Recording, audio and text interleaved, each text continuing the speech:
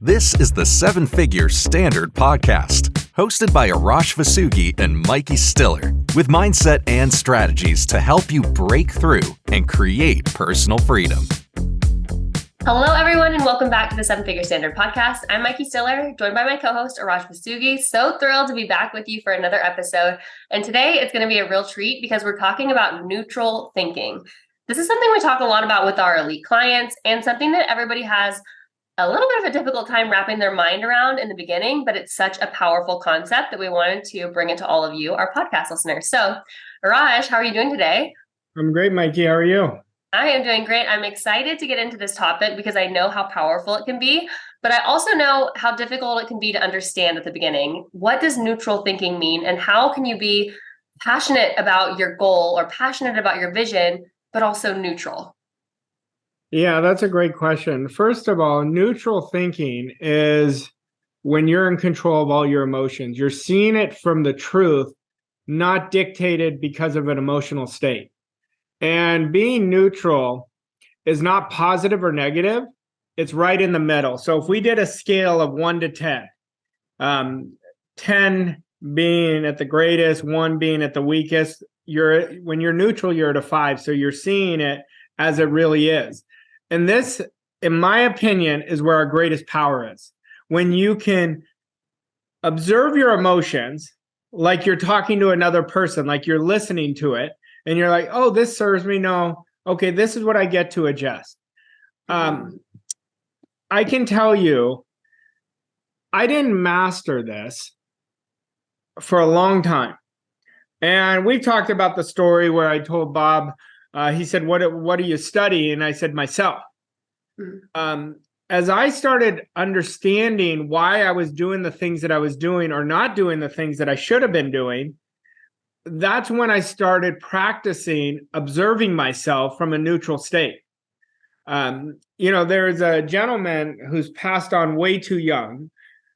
Everything he wrote in this book, and I've referred it to so many people. The author's name is Trevor Moawad, and the title of the book is It Takes What It Takes. And everything he wrote is what I was practicing, but he put it in actual format of, I said, oh my God, this is exactly it. And that was really took the practice to another level because he built a process around it. And as I've said, processes create mastery.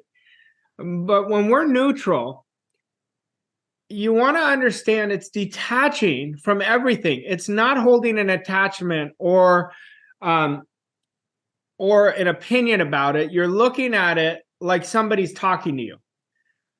For example, like if I was talking to Mikey, all my attention will be put on her. So all my attention being neutral is you're super calm in the moment. Things can be going chaotic, but when you're neutral, you're calm and you're seeing the emotions as what they really are, or you're seeing a conversation with yourself. Are these thoughts just random thoughts, or are these repetitive thoughts that I keep sabotaging myself, or I keep expanding myself? Mm-hmm. So when we're neutral, we're in the most control, no matter what is happening on the outside. And this is where your biggest breakthroughs happen. My biggest breakthroughs never happened in a chaotic state. Never happened in a need. And we've talked about this. We're always coming from need or want. Want creates abundance. Need creates scarcity. And being neutral, even when you are in need. I know some of my biggest triumphs have been when I was in need, but I was neutral, that I observed it, that I shifted it. So you're going to go in and out. I mean, even the masters will go in and out of this in the beginning, but then it's going to be your baseline of everything you do is from a neutral place, everything. And when you get to that place, you will eliminate need from your life. So Raj, is neutral thinking basically getting off of the roller coaster? So you're no longer allowing things, whether it's a conversation, something good happening, something bad happening, allowing those things to control your emotions, go up, down, or also if you're in a chaotic environment, you're not letting the chaos affect you and your state? Or is this beyond that, in like out of your emotions and into your actual thinking? To me, it's almost like out of body. Like you don't you're watching you from a completely different place. You're not reacting. You're very responsive and observing yourself and saying, oh, this serves me. Oh, I get to work on this. A lot of people are trying to defend their position of why they do things. It's a waste of energy. It's a waste of time. What we want to do is observe if we keep doing something and what is in our best interest, what is going to grow us the most. It gives us so many signals where you could look at what you're doing and saying, I've got to adjust the plan. I am operating with the wrong plan, not the wrong idea, not the wrong goal, but the wrong plan. So if you're noticing that you're not getting the results you want, I promise you it's going to go down to your thinking, because what we think about, we become.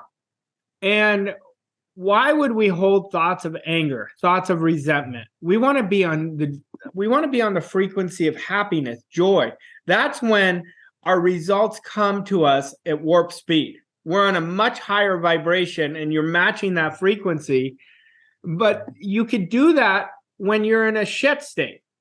And you could take yourself to that joy state by being neutral, that you're aware of it. See, your conscious mind can only hold one thought at a time. Your subconscious can hold millions, but your conscious mind can only hold one. So when we're neutral, we get to observe where we're going and what we need to adjust. Okay, so I'm going to pair this with another concept that you talk about a lot and teach, which is being detached. So how does neutral thinking couple with being detached? They work. That is what detachment is. When you're neutral, where you're not attached to anything, so you're seeing it as it is. Let's see, a lot of people, you said something earlier, a lot of people have a hard time understanding, I have a big vision, I have a big goal, so I've got to be attached to it, or else it means I don't want it. That has nothing to do with it. Mm-hmm. Being detached, it's already done. Stop focusing on minute to minute what the results are. That's attached. When we're detached, it's already done. It's already here. We think, feel, and act like the person we want to be. It brings it to you. It's called surrendering. When you've surrendered that it's already here, our job is to focus on being the best version of ourselves every day. I'm so adamant about this, because when you make the most important goal we can have for ourselves each day is to beat our personal best. If people actually did this for 60 days, they would be astonished at where they went. And that's why we've got to be locked in to what we're doing each hour of the day. Even when we take breaks, go take a break. I recommend lots of breaks during the day to my elite clients. And what we want to do is be detached all the time. When we're attached, we're pushing it away. When we're detached, we're coming from want. It's already here. We're coming from standard. We're operating from this knowingness. And you cannot be attached and neutral. It's impossible. It is impossible. I'm going to tell you that right now. If you're attached, you're not neutral. When you're detached, you're in the most neutral state, and you're going to get what you want or something better. Okay, so how do you know if you're attached or detached? You'll tell by your energy. It's a forceful energy. It's a heavy energy. When you're detached, it's light. You're focused in the moment. You're more locked into the present. That's what neutral is. Neutral is being present. Attached is being future. It's going to be 6 months from now. So people are so far out in the future. And to make your future extraordinary, it's all about how you attack your present. And I use that word attack, but you do it with a detached state. You focus on what you could do in that moment. You really focus on how I can get better. And you're observing. You're not going to know how you can get better if you're not neutral, because you're not asking yourself the right questions. See, if we just sit there and start asking questions, you're automatically, if you really want to hear the answer, you're going to come from a neutral state. Where could I have gotten better in this sales presentation? What could I have done better at this event that I put on? What could I do better in my marketing? And you look at it very neutral, not biased and saying, oh God, no, I know it. I know it. We want to be a beginner at everything, even with our thinking. See, our thoughts create our feelings, they create our actions, they create our reality. It starts with thoughts. And once we connect with letting go and knowing it, our job is to do our best from a detached state and let the world take care of the rest, because it's working by laws, and the laws always hold us accountable. It is always holding us accountable. So if you're getting bad results right now, just know you're in the harmony of bad results. And when you get neutral and say, let me give you an example. Like when I started this, I was up and down, up and down, up and down. And I was getting decent results, but I mean, much better than I had, but I was unhappy because I was attached. And then when I started practicing this, all of a sudden I started getting all my gaps in front of me and saying, work on this, get better at this, master this. And that's where it happened. So like, if you're listening to this, if I said to you, what are your 3 greatest gaps right now? Would you be able to say them right away? When you're neutral, you will. When you're neutral, you see it. But you have to put controlled attention on this. That means controlled attention is putting on our energy towards one end of observing ourselves. That would be controlled attention on practicing being aware of where our gaps are. And so when we do that, we're going to create mastery. Raj, I feel like a lot of times the place where people get hung up on neutral thinking is because we talk about acting with urgency, making decisions with urgency. And they think, how do I be urgent and also neutral or detached? But one is your pace and one is your perspective, your state of being, right? Yeah. See, a lot of people think urgency is this chaotic state. It's a very calm state. You do it with a calm, confident manner. You have a rocket on your back and you just take off. You go to this other gear. That's what urgency is. Urgency is an attitude. Understand that. But urgency isn't chaotic. It's not being attached to anything. When you're urgent, you're detached. You're like, this is what I'm doing. And you go and do it. You don't even think. You let your instinct take over, because I'm going to say it again and again. Your instinct is 10 times more powerful than your intellect. You're going inside when you use your instinct. And so it's very different. But why do people get attached? Think about this question. They get attached because they're thinking about why they're frustrated. But what is frustration? It's measuring yourself against the outcome, and that's a losing formula. So anytime I've ever been attached to something, I'm forcing it because I'm frustrated that I don't have what I say that I should have or what I want to have, right? Forget about that. Understand, when you're frustrated, that's telling you you're attached. So I want you to observe that. When you're frustrated, understand you can't operate with the right urgency. You're coming from lack.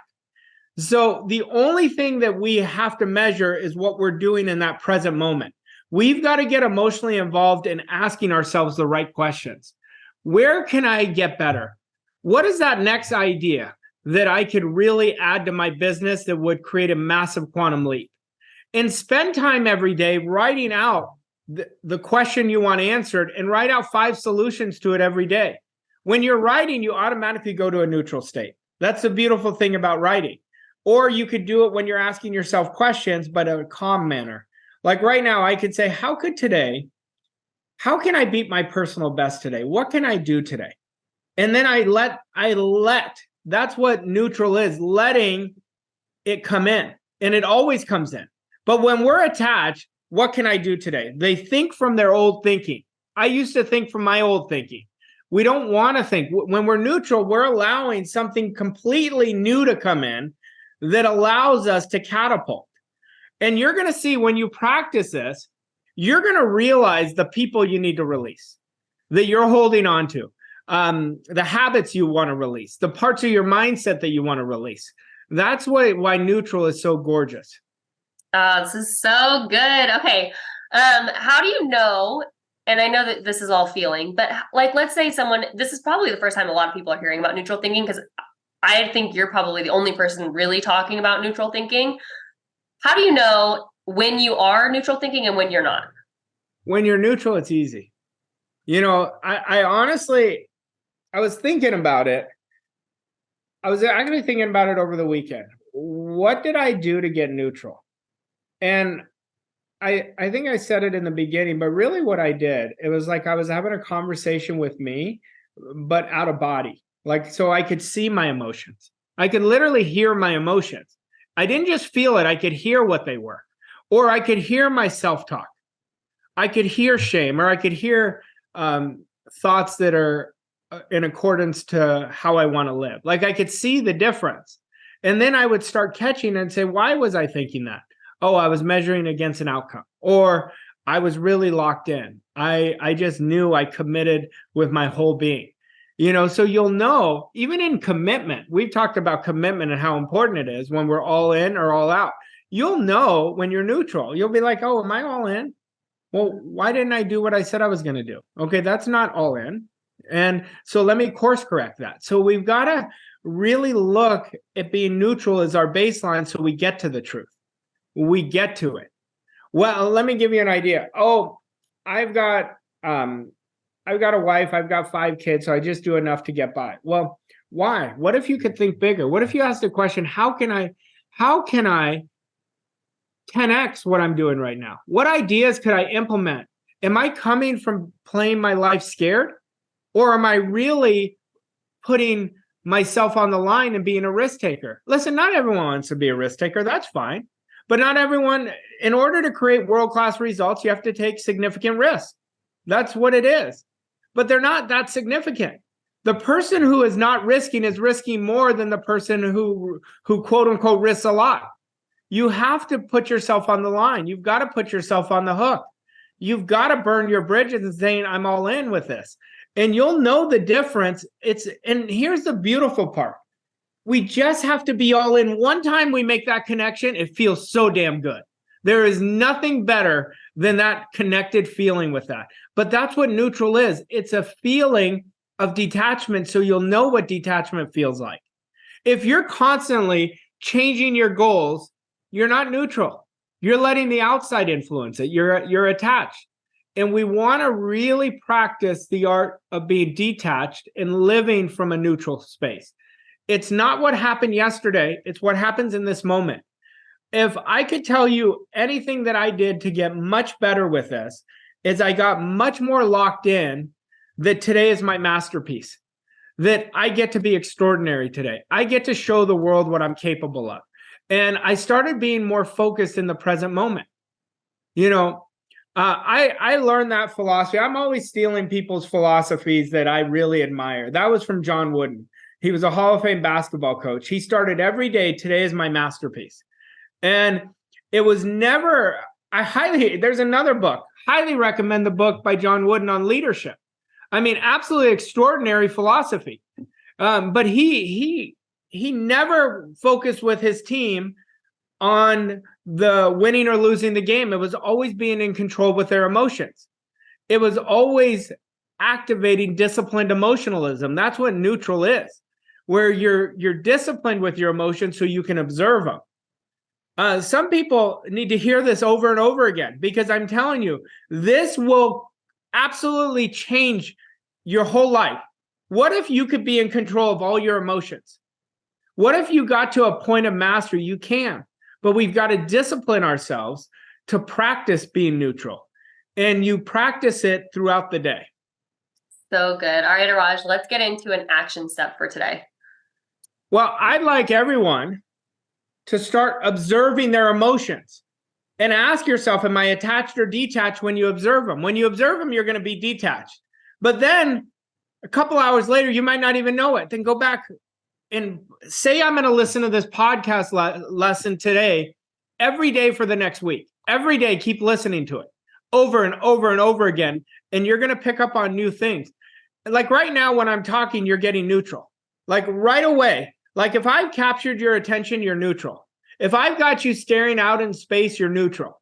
And that's what I want you to do, because now you're going to observe you, and then you're going to observe, what are my emotions telling me? And I'm going to say it again, to be free, you must be able to control your emotions. You do it with practicing the art of neutrality. Amazing. All right. I want to thank you, Araj, for an incredible lesson today. And thanks to all of you for listening. If you enjoyed this episode, please leave us a rating and review. Share this episode with your friends and family. It helps us on our mission to reach more people with this amazing content. And we'll see you next week for another episode on the 7 Figure Standard podcast. Thank you for listening to this episode of 7 Figure Standard. We hope you found the insights and strategies helpful on your journey to success. If you enjoyed this episode, please leave us a rating and review on your favorite podcast platform to help us reach more people like you. To learn more about Arash and Mikey and how Voss Coach & Co. can help you achieve your goals and reach new levels of success, visit vosscoachandco.com. Thank you again for listening, and we'll see you on the next episode of 7 Figure Standard.